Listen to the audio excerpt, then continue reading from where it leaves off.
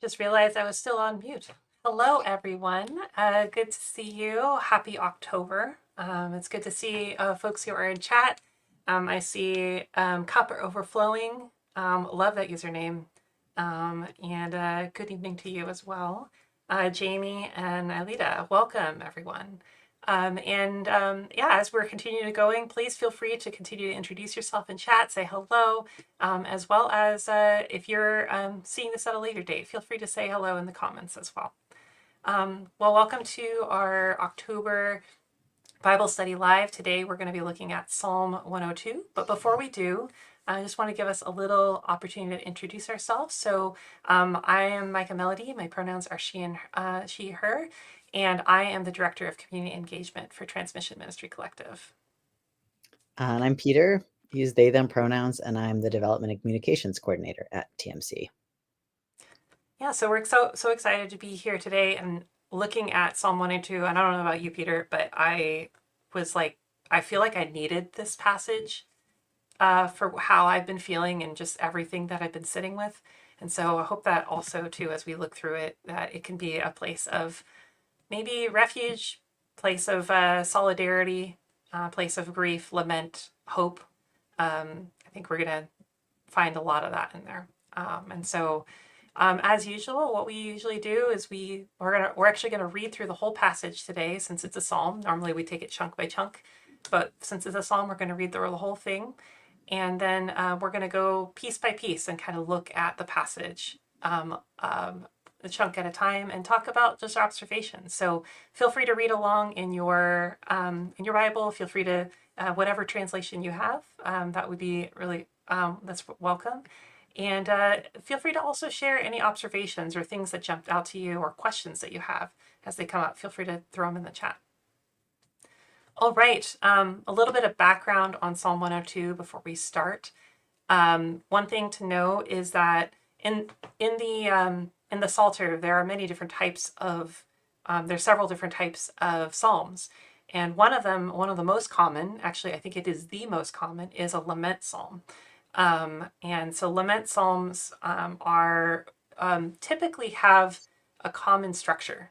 And so one of the things you'll find in a lot of lament psalms is it's often a 4-part structure.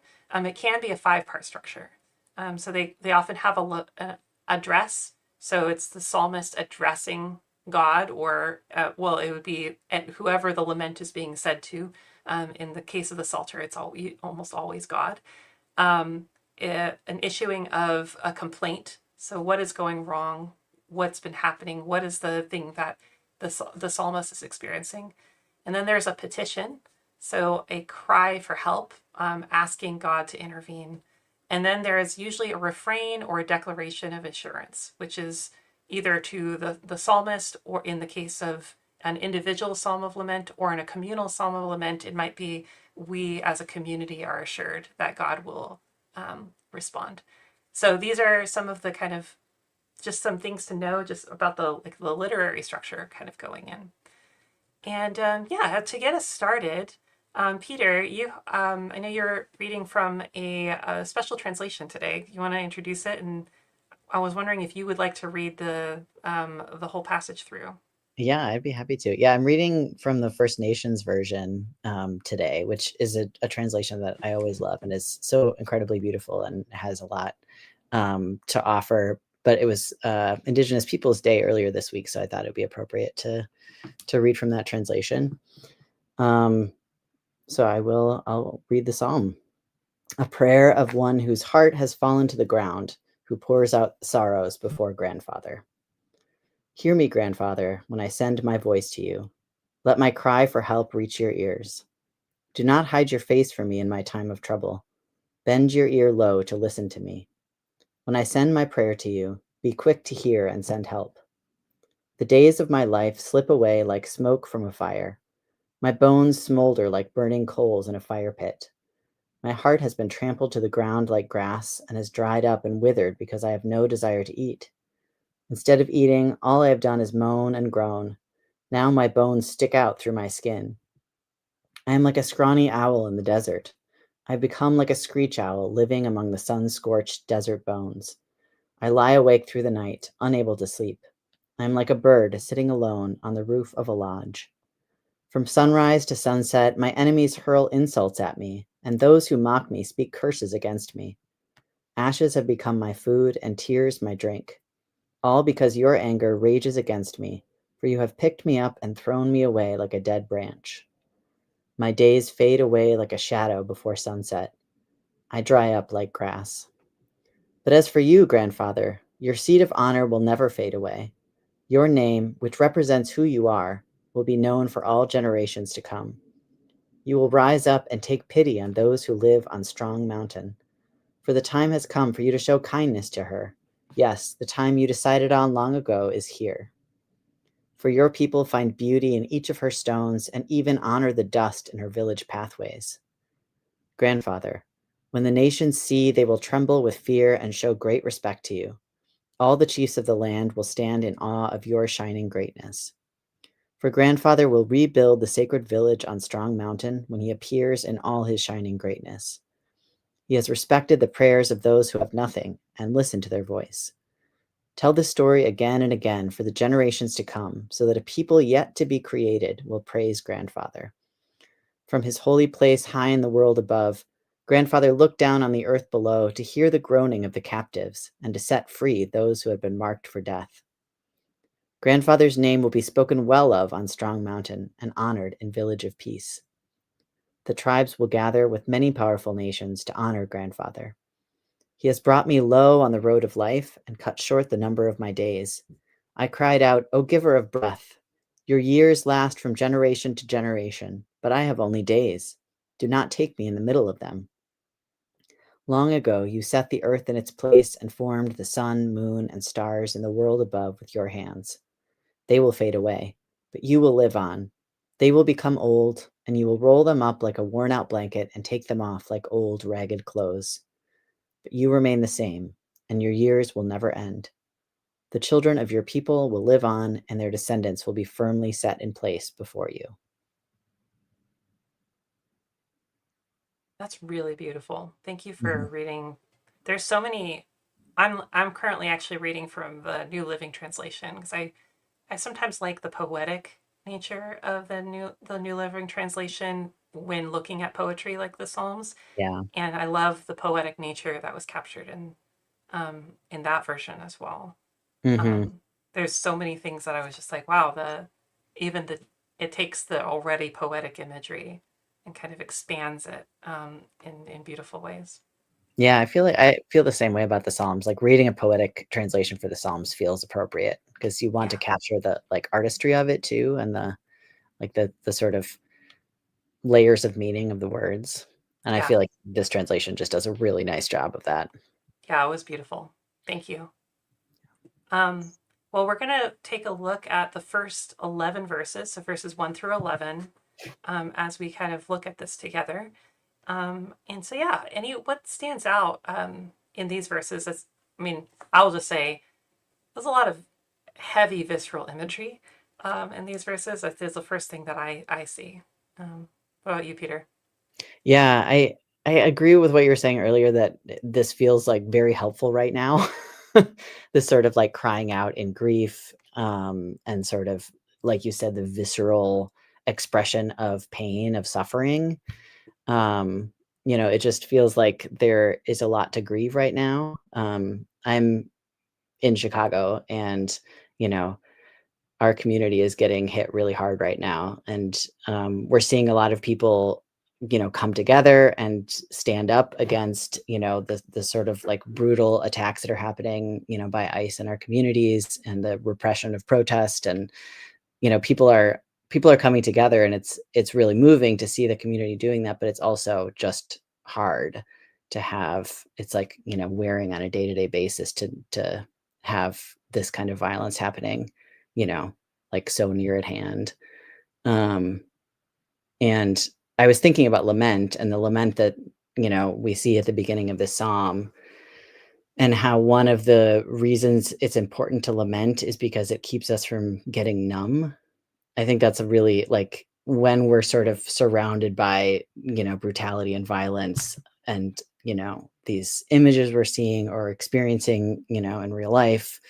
Um, like it can be very easy to just kind of like have a defense mechanism pop, sort of like pop in and like you just become numb to it. And it's important not to do that. Like it's important to, because numbness prevents us from taking action. It prevents us from, like living in solidarity. And but we have to figure out how to both stay present and then also not allow that suffering to consume us, which I think is a really difficult balance to strike. But I feel like this psalm is a good exercise in that. There's a activist in Chicago named Kelly Hayes that I turn to a lot for her, words and leadership. And in a recent newsletter talking about the situation in Chicago, she talked about this, and I thought this quote from her was really applicable to like what we're seeing at the beginning of the psalm. She said, "I don't want to get used to any of this. I don't want to lose the part of myself that still startles, still aches, still sounds the alarm. But I also want to keep my body. I want to keep my mind. I want to keep my people. I want to make it through. So I will find a way to keep burning without burning out. I will find moments to breathe, to soften, to hold what's unbearable without letting it hollow me out. The goal is to feel without coming apart and to keep going until we don't have to live like this anymore." So I just thought, in the same sort of visceral way that the beginning of this psalm expresses that grief, it was just helpful to have those words right now. Yeah. I see Carolyn says, the psalm was my jam starting in 2020, and unfortunately, it hasn't stopped being relevant. Yeah, so true. Yeah. And I think there is that power of bringing the reality of something, Mm-hmm. of like bringing it forward to be able to name it. And that's why I think poetry is so powerful. That's why the arts in general are so powerful. Like when we think about communities that have experienced oppression and ways of resisting and also drawing attention, how many times is it protest songs? Is it art that is depicted, like thinking about kind of um, the importance of photography as well, Mm-hmm. that was, that brought forward, allowed people to see, because it's giving a reality to something that is uncomfortable, and the temptation is to turn away from it. And sometimes I do think that there is a need to say, I need to emotionally, it's that, how do we burn without burning out? Mm-hmm. Yeah, I love I, that phrase. I know that I'm, when we know those moments that we can't, um, to take a step back, but to know that it's there. And I think Mm-hmm. that is really powerful.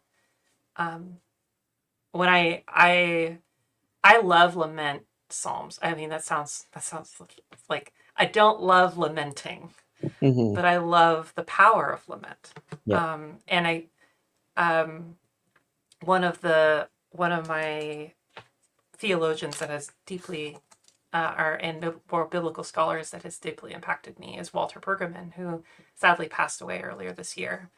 Um, and Walter Brueggemann talks about lament and the costly loss of lament, which is a fantastic, fantastic essay, and I highly encourage people to go watch it or read it.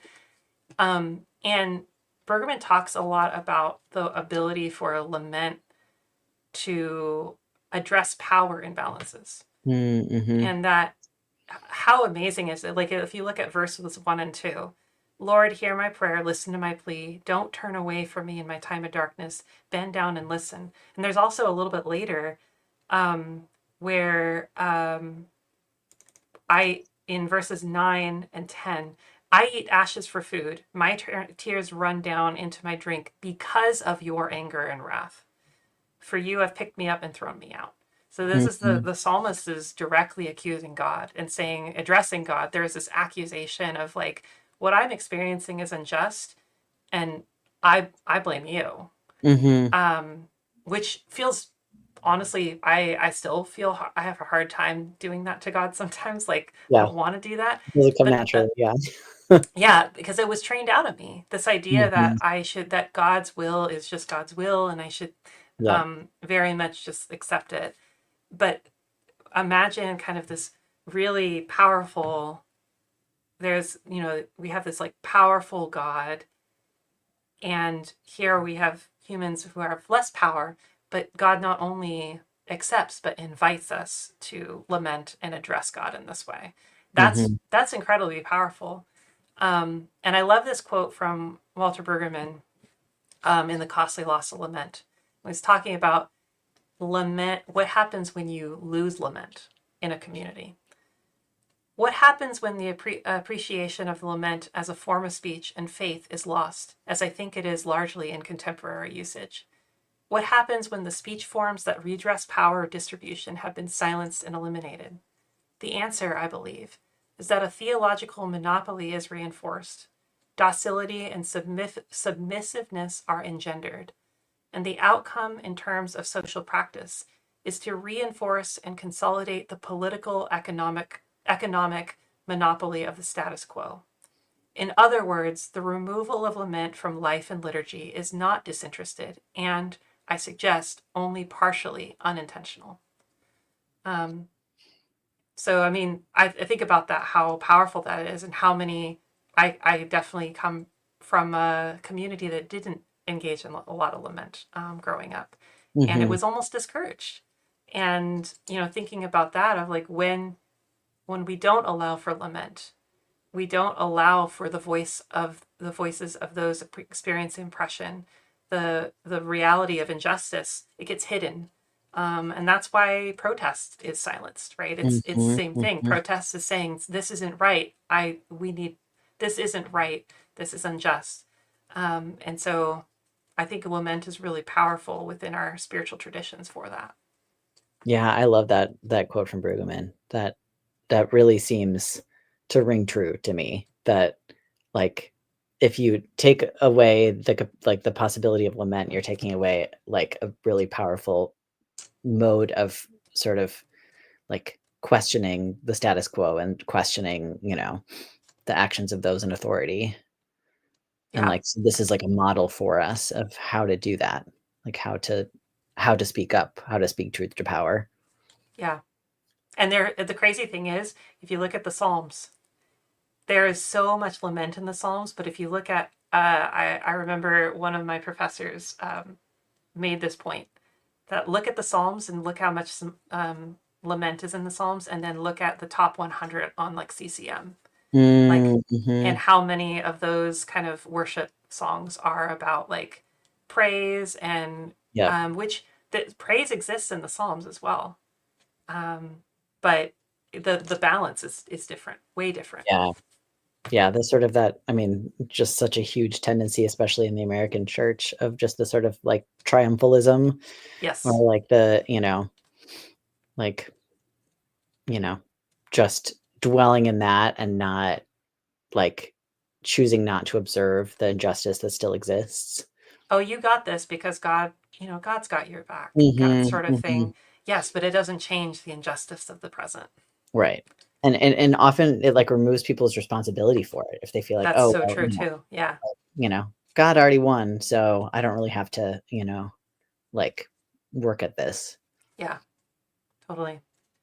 I see Carolyn also says, or even lament is imagination and in imagining a more just world. Yeah. Mhm. The fact that we can lament means that we can imagine that the current way is not how it should be. Yeah, it doesn't Like have to be this way. Yep. the reminds me of was it Angela Davis? There's a really great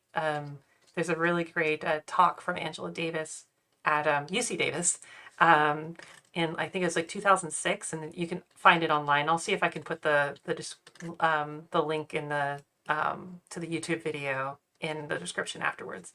But she talks about her mother helped her know that just like things are not supposed to be this way. Mhm. They don't have to be this way, and they will not always be this way, which is really powerful. Yep. Yeah, absolutely, Carolyn. When lament is avoided, I feel like toxic positivity is more prevalent. Yeah, and I think toxic positivity it like reinforces this idea that we can't lament, Mhm. um, because then it would be like either lack of faith or we're being too negative. We're kind of drawing down the room, or but lament. We need to have our hope grounded, and almost lament in a way grounds hope for the future. Yep. Yeah. Well, why don't we go ahead and move on to the next section here? And as always, too, if you're, observing anything, or you have thoughts or questions, you can throw them in the chat. And if we didn't get to your thought or question on the current section, we can always kind of circle back around to it. So please feel free to continue putting them in the chat. I'm going to read, actually just read for us, just to remind us. This is out of the New Living Translation. We're going to look at verses 12 through 17. But you, O Lord, will sit on your throne forever. Your fame will endure to every generation. You will arise and have mercy on Jerusalem, and now is the time to pity her. Now is the time you promised to help. For your people love every stone in her walls and cherish even the dust in her streets. Then the nations will tremble before the Lord. The kings of the earth will tremble before his glory. For the Lord will rebuild Jerusalem. He will appear in his glory. He will listen to the prayers of the destitute. He will not reject their pleas. I just wanted to say, one of the really interesting things that stood out to me in this section when I was reading it is, I mentioned at the beginning kind of the typical form of a lament psalm, that you go address, complaint, petition, assurance, right? It's pretty typical. And this is interesting because in a way it almost skips over petition. Yeah. It's like, you will, it's not like, it's not Lord, rise up and have compassion on Zion. It's not, or have compassion on Jerusalem. It's you will arise and have mercy on Jerusalem. And Right. like, there is this like assurance. And I just found that really interesting. And it almost reminded me of the way that like Moses in right after the golden calf in Exodus. Moses is up on, after God gives the 10 Commandments, and Moses is up on the mountain of Sinai, and God says, well, look at these people there, look what they're doing. Allow me to like let my anger burn against them and just wipe them out, and then I'll make you a new people. And Moses's response is like reminding God about God's promises, and then God relents. And so it's like this, like almost there is a sort of petition in it, but it's almost like, it's like almost subversively reminding God as a way to kind of get in there. Yeah, that's really interesting. It certainly feels like a very dramatic turn. It does. And like, it is always interesting when there are stories that sort of present God as someone who can change their mind, you know? I just feel like there's way more of a sort of like active relationship that we're seeing here, and like whatever your theology of like the nature of God is, even if you're looking at this sort of symbolically, like we're seeing it's personal, you know what I mean? It's like connected. And like the psalmist knows who God is and knows that God will, it's almost like they don't feel like they have to ask. They know that God will like deliver on their promises. Yeah, and God will. And also, there is this sort of like subtle reminder, like, now is the time. Yeah, right. You Yeah. promised to help. Like, okay, yeah. like I'd appreciate you showing up now, Yeah. because you said that you were going to do this. So stay true. Yeah. Which again is maybe a model for us of like, you know, like we need to do this for each other too, of like remind each other of who we are, like who our best selves are, what our values are, you know. Yeah. Like maybe it can look a little bit like this of like, you know, a sort of like this is who you are. This is who you really are. Like let's see that in action, you know. Yeah. I think in the kind of the political, social context of this too, it can also be reminding communities of where there's injustice happening, it's reminding communities of the best like assent and belief of the community. Like I think of, for example, Martin Luther King did that. Martin Luther King Jr. did that a lot, when he was like, "I have a dream." That the famous speech, Hmm. he was reminding about that's the we have this dream in the U.S. of freedom or in and equality, and he's like, I have a dream that one day all of us will be like Hmm. all people will be free, Hmm. including Black folks, Hmm. and we'll have this equality, Hmm. full equality. And so there is this like way of like even reminding communities of that, kind of, and thinking about that like in our communities of faith too. Um, like what does that look like in reminding communities of faith what the beauty of the full communion of all having access to the table. Yeah. um, this is what is promised, and this is the beautiful vision. um, yeah, so this is sort of that you had promised this is what it Uh-huh. is. Yeah. Now would be a good time, Well, yeah, so and then anything less than that is not like the true sort of expression of God's nature, you know? yeah, Like that's not who God is. yeah, totally. Well, and one of the other things I was noticing about, or I read a commentary that pointed out that like the first section of this psalm is really sort of individual.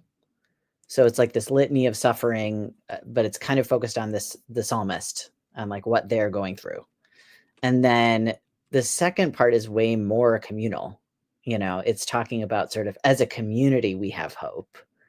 And so then when the psalmist thinks about themselves in the context of their community, then they are able to think beyond the sort of individual pain that they're experiencing, Mm. and sort of envision this different future. So I thought that was really interesting too, of like that shift, that sort of different perspective that happens between that first section and that second section. Yeah, it's really interesting because I mean, going back to just the literary form of lament Hmm. psalms, typically lament psalms are either classified as an individual or a communal lament. Like you have one or the Oh yeah. other, and an individual lament is usually the psalmist directly petitioning God, and a communal lament is the community. Communal laments are potentially like thought of as you can think of them as a communal thing that would almost a ritual of a way of like having a Hmm. communal expression together. Um, and um, like funeral dirges are a common kind of example of like a Right. communal lament. So this is interesting because it is kind of blurring the two, and it really just shows this. I don't know. There's an interconnectedness, and I love what you said about. Well, I'm having this hard time, but if my community can believe this, I can believe Hmm. this too. Hmm. I feel like Um, that is something that I kind of fall back on a lot, of like when I'm, not doing great or having trouble like envisioning like hope for the future, to know that mhm. like my community can help me like cast that Yeah, vision. I'm not doing that alone. I don't have to just manufacture it from my own brain, you know? yeah. Yeah, I'm smiling because I've been having this conversation with so many people Yeah. recently about the importance of our hope being grounded, and like anchored, in community, the way that we hold that, like together. And Carolyn, I shared a wonderful poem with me. I'm not going to say it here because I don't have permission to, but I think Carolyn knows. I'm sure Carolyn, you know what I'm referring to, and I think it's like this beautiful capture of the way that community can hold this hope, when we're in the middle of suffering or oppression.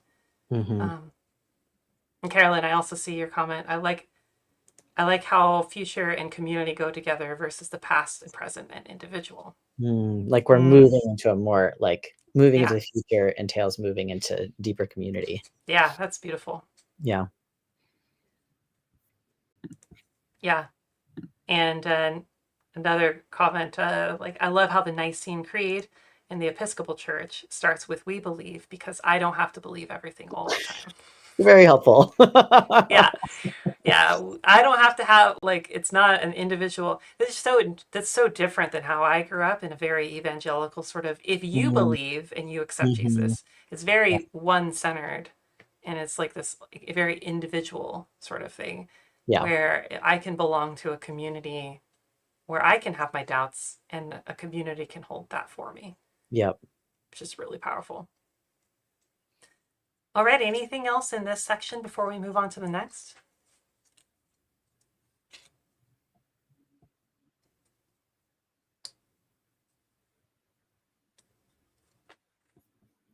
I mean, I do always love like in verse 17, um, the sort of like who God listens to, like who God gives priority to. I feel like that's also pretty common in these types of psalms, but it's just so helpful every time, like it's those who have not a lot of power in the eyes of the world, like who God is giving priority to and listening to their cries and like, you know, Yeah. helps to hear it. Yeah. He will listen to the prayers of the destitute. He will not reject their pleas. Hmm. Yeah. It's a very, very powerful and like recurring theme. Yep. Um, yeah.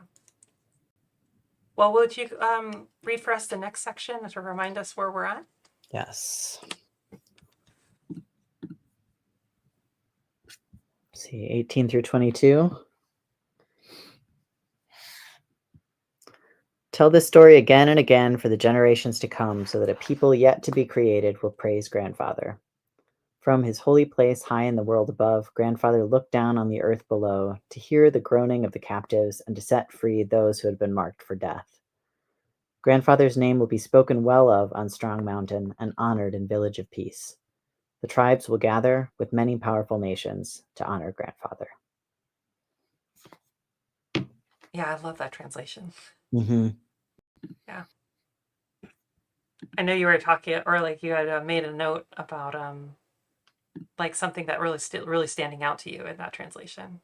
Yeah, I in some of the other translations, this verse 18, um, let's see, how are some of the other ways that it's translated?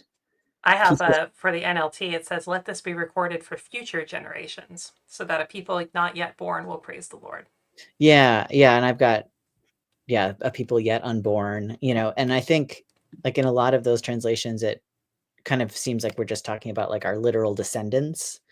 But in this First Nations version and also in the NIV, um, the phrase is "a people yet to be created will praise Mm. Grandfather," or "a people not yet created may praise the Lord."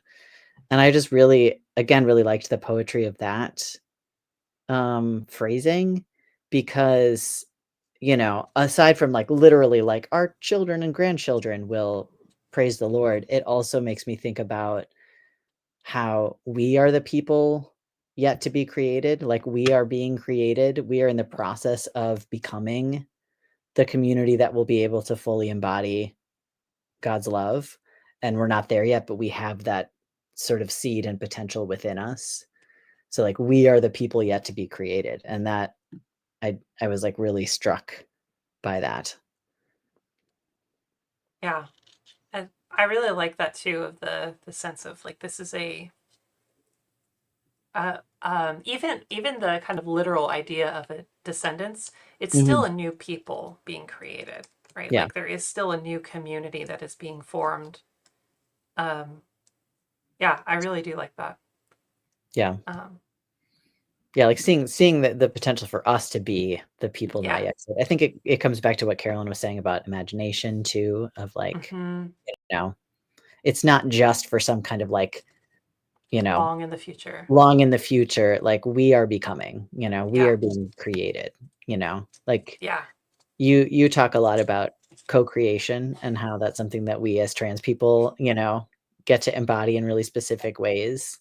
Um, Hmm. and it's also something we're doing like as the body of Christ, like as the church, we're co-creating the like this community Yeah. into like the full vision of what it can be. Mm. Yeah, the powerful thing about the idea of like co-creating in community is there is a um there there is it's the becoming isn't just on one person. Like Hmm. it's everyone is doing this together. And so reading this in this kind of context, let this be recorded for future generations, or how, I don't remember how it was said, but like for our people not yet, or like people not yet created, tell Hmm. them the Lord looked down from his heavenly sanctuary. Like there is Hmm. this hope, this ongoing hope, I suppose, Yep. of, yeah. I also like the storytelling aspect of it too, as being like a way that we like bring some of these visions to reality is by like telling the stories about them. Yeah. Like that can be kind of what you were saying about, art being used as, in the context of protest too. But like, art can be really powerful in expressing the grief and the injustice, and art can also be really powerful in like imagining something new, Mm-hmm. and then like that's what they're talking about here is like we will keep telling this story about this God that we know, Yeah. and the ways in which that God is transforming us. Yeah. I do see a couple of new comments and I will want to get to them. But before I do that, before I lose this thought, like that just kind of spawned out of what you were saying, I love the tell them so that tell them the Lord looked down from, like, let them retell it, right? He looked Mhm. down to earth from heaven to hear the groans of the prisoners, to release those condemned to die. So Mhm. this is what has been done for you. And so, just as the psalmist is kind of grounding this hope earlier, and Mhm. now you promise to help, now is the time to pity. Like, there is this grounding of this is what has been done here, what you have said, what you have done. We're now moving forward, and now we're telling the story of what has happened. And now the people not yet created can continue to ground the hope on the ongoing kind of the ongoing outworking of justice that's kind of Yeah, happening. And it's liberation. like this, each generation from generation will have this grounding like hope, which I Mhm. think is really beautiful. Yep. I see Ailita says, I do appreciate this perspective on the Psalms. I was definitely taught toxic positivity too. Yeah, I think Yep. so many people were, and it's Mhm. very, very, very prevalent in Christian spaces, especially in. It's not just evangelical Christian spaces, many different places, but especially a lot in the kind of for those of us coming out of evangelical spaces. I know that there's a lot of us that have experienced that. Mhm. Um, And it creeps into sort of like more mainstream culture too. Like, oh yeah, like it's kind of everywhere. yeah. Like, I don't be mean, a downer. yeah. Or even like even the whole thing of like I just don't talk politics Mhm. Yep. is a form of toxic positivity that people don't like to talk about because they don't want to look at the uncomfortability of the Mhm. injustices. That's why when they say that, it's usually in response to, oh, we're bringing up tension in here. Yep. Um, and I don't want Yep. to get uncomfortable.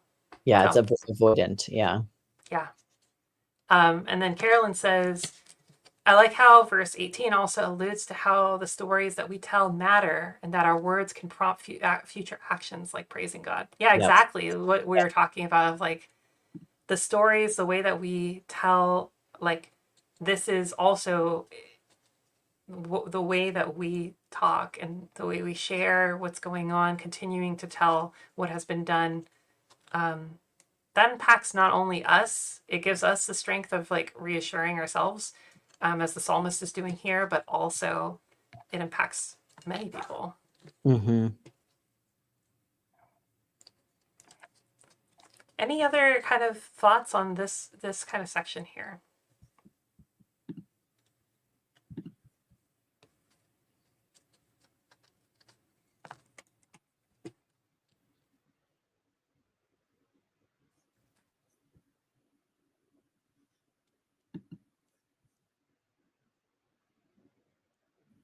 I think one more thing, just I mean we've already talked about it, but I really do love the he looked down to earth from heaven to hear the groans of the prisoners, to release the condemned to die, those condemned to die. Yep. And then again, how that kind of parallels, um, like, where is it? For your people, or now is the time to pity her. Now's the time you promise to help. Um, like, for the Lord will rebuild. He will appear in his glory. He will listen to the prayers of the destitute. He will not Mhm. reject their pleas. So this is like almost imagining when that future happens. Mhm. Yep. It's, again, this is kind of like looking forward. Yep. Um, he is setting, he has already done it, and I can imagine, I can put myself, in a way I'm putting myself in that perspective of imagining what it will be like once the injustice is over. Yep. um, which is such a powerful, powerful thing. Yep. Not always easy to do, No, not at all. but that's why Um, it's nice to have other people's words sometimes. yeah, You know?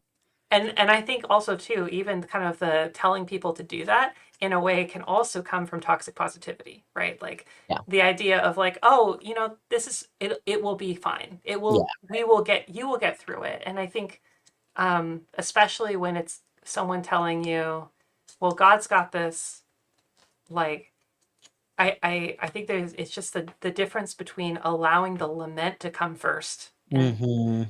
versus, oh, we don't want to hear the lament, so we're just going to tell you. Right, you need to have all of it, and that's what Yeah. we miss. We, like, skip right to this part and don't leave space for the Yeah. lament. Well, why don't we go ahead and move to the last section? This is verses 23 through 28. And I can go ahead and read this for us. He broke my strength in midlife, cutting short my days. But I cried to him, "Oh my God, who lives forever, don't take my life while I am so young." Long ago you laid the foundations of the earth and made the heavens with your hands. They will perish, but you remain forever. They will wear out like old clothing. You will change them like a garment and discard them. But you are always the same. You will live forever. The children of your people will live in security. Their children's children will thrive in your presence. Yeah, so what kind of stands out to you here? Yeah, we were chatting a little bit about this before we started. This imagery of God sort of like, wearing out creation and then casting it off like old clothes, and God just continuing to exist after everything else has passed away. For some reason, it was striking me really oddly this time. Like I couldn't quite wrap my head around it.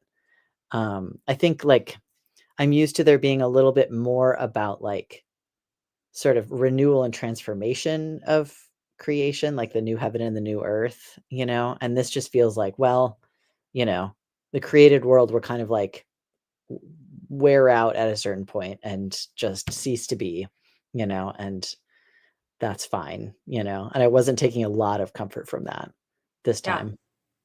which is so interesting because we were talking about a little before we started. I actually found this section really comforting. Yeah.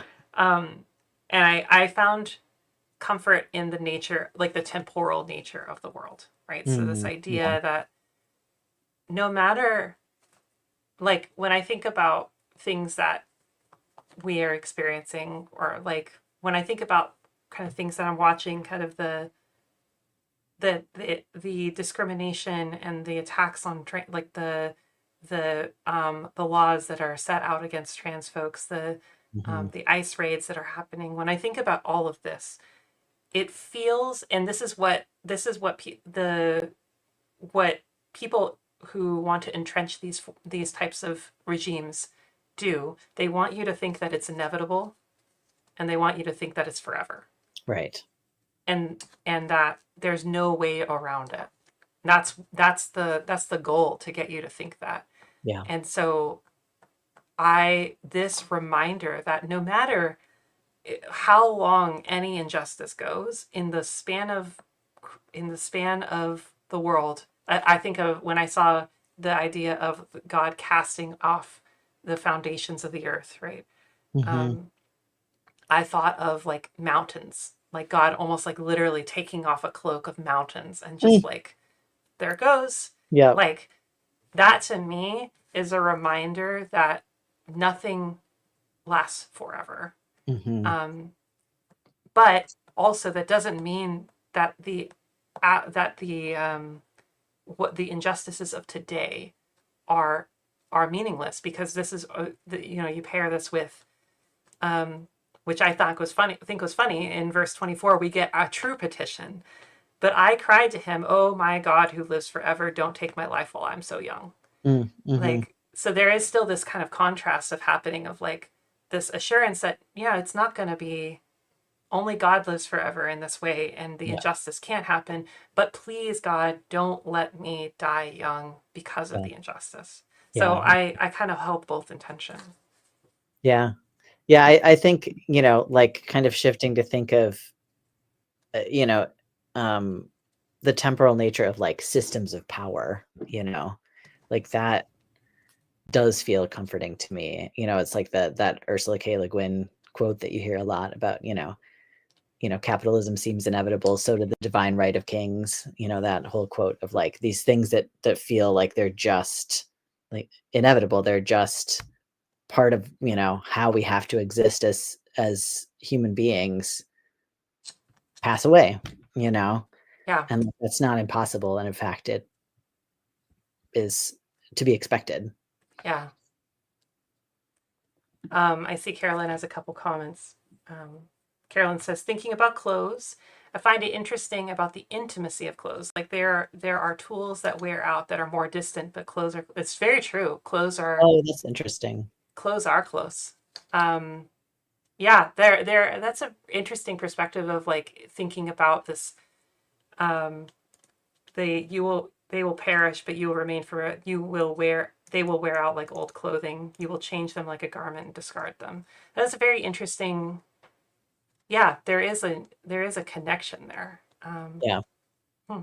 And then also too, I like this, as if creation are closed, then creation is surrounding God, which is Mm. very much like we like that opens up some interesting like perspectives on like ontology and the kind of the nature of God.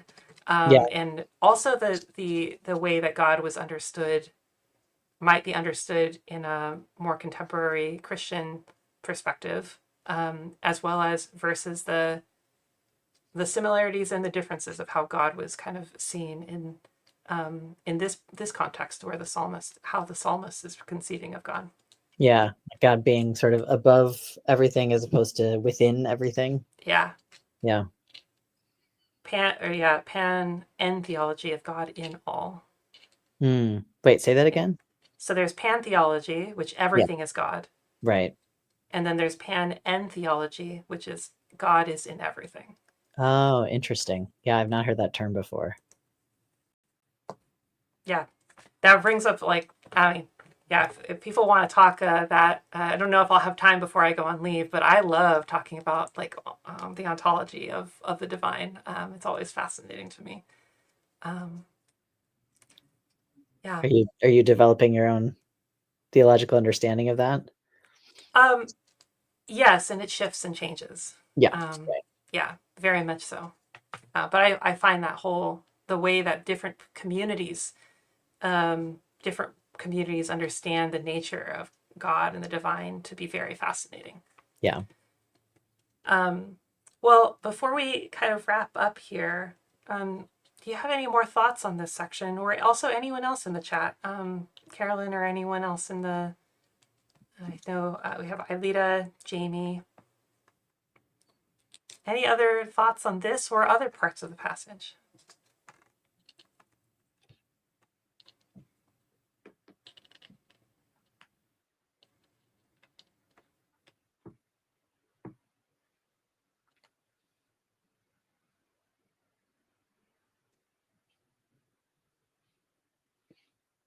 I just will say, again, talking this through, I do feel like, yeah, I needed this passage.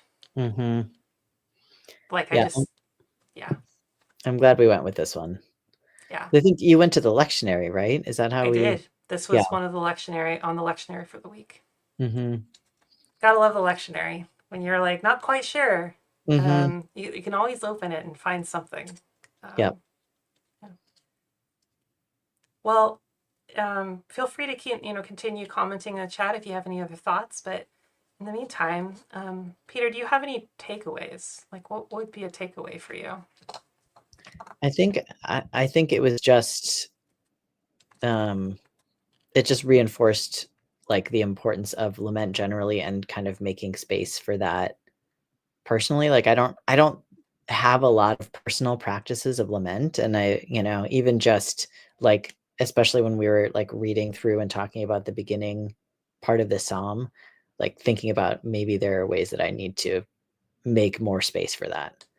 you know I think it can be helpful to talk with others, and then also like just to kind of sit with grief sometimes, like, and allow those feelings, as opposed to like, I think that I've been in very much like action mode, and it was helpful to just kind of like pause for a minute and grieve. So I appreciated having that opportunity.